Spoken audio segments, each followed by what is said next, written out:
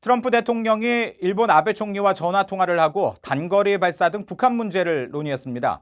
국무부는 북한 발사의 특별한 언급 대신 북한 정권의 인권 유린 문제를 강하게 지적하는 성명을 발표했습니다.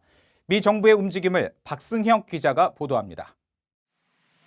도널드 트럼프 대통령은 트위터에 일본의 아베 신조 총리와 전화 통화를 했다면서 북한 및 무역 문제에 대해 매우 건설적인 대화를 나눴다고 밝혔습니다.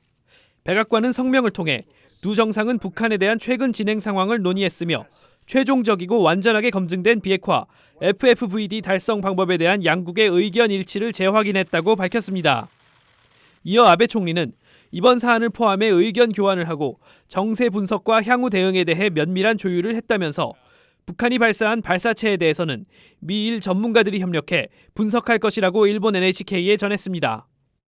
이런 가운데 미 국무부는 북한 단거리 발사체 사안에 대해 마이크 폼페오 장관의 발언 외에 추가할 말은 없다고 밝혔습니다.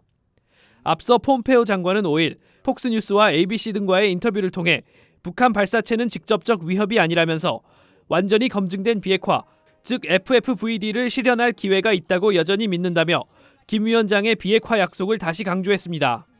Well, Jonathan, we still believe that there's an opportunity to get a negotiated outcome where we get fully verified denuclearization. Chairman Kim has repeated that. He's repeated that quite recently, in fact.